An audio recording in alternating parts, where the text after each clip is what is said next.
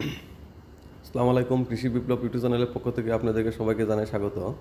আমরা যারা ছাদ বাগানে আঙ্গুর গাছ রোপণ করেছি এবং আমাদের আঙ্গুর গাছগুলো যাদের এরকম খয়েরি রং ধারণ করছে এবং পেন্সিলের মতো এই ফল প্রদান করে ডালগুলি এরকম মোটা হয়েছে, তাদের জন্য এই সেপ্টেম্বর অক্টোবর মাস খুবই গুরুত্বপূর্ণ।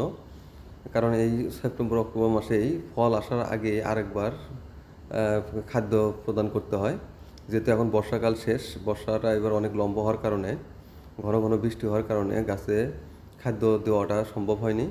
তাই এবার আমরা যেহেতু বৃষ্টি কমে গেছে, গাছে খাদ্য দেব। এই সময় খাদ্য প্রদান করলে আগামী সিজনে যখন ফুল ফল আসবে তখন অনেক পরিমাণে ফুল ফল নিয়ে আসবে। আর এই সময় খাবার না দিলে তখন পুষ্টির ঘাটতি থাকবে। তাই আমাদের এই সময় গাছের গোড়া ভালো করে আগাছা পরিষ্কার করে বয়স ভেদে গাছের গোড়ায় জৈব সার প্রদান করতে হবে। আমার এটি একটি 15 গ্যালনের জিও ব্যাগ। আমি পূর্বেই খাবার দিয়েছিলাম, কিন্তু এখন আমি অল্প পরিমাণে খাবার দেবো। এখন আমি মোটামুটি 1 থেকে 1.5 কেজি পরিমাণে গোবর সার দিয়ে নিতেছি। আর সাথে থাকবে রাসায়নিক সার। রাসায়নিক সার হিসেবে আমরা ব্যবহার করব, এটা হচ্ছে টিএসপি। এই টিএসপি ব্যবহারের ফলে গাছের কাণ্ড হবে শক্ত এবং সুঠাম। আর সাথে দিব ইউরিয়া সার। এই ইউরিয়া সার গাছের বৃদ্ধিতে অনেক বড় ভূমিকা পালন করে এবং এই যে গোবর সার ডিকম্পোস্ট করতে অনেক সাহায্য করে। আর সাথে দেব পটাশ সার। এই পটাশ সার আগামী সিজনে ফুল ফল আসতে সহযোগিতা করবে।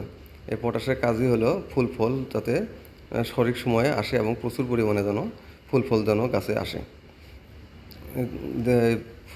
সারটি দেওয়ার সময় লক্ষ্য রাখতে হবে সারটি যেন গাছের গোড়ায় না জানায়। সবসময় গাছের গোড়া থেকে দূরে দিতে হবে এবং সেটা জিও ব্যাগের কিনারা ঘেঁষে দিলে সবচেয়ে বেশি ভালো হয়।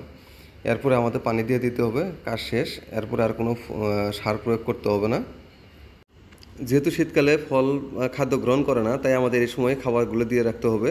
আর ফুল আসার আগ পর্যন্ত আর কোনো খাদ্য দেওয়ার প্রয়োজন নেই। ফুল আসার পরে যখন ফুল থেকে যখন গুটি আকার ধারণ করবে ফলগুলো, তখন আবার খাদ্য প্রদান করতে হবে। ধন্যবাদ সবাইকে ভিডিওটি দেখার জন্য।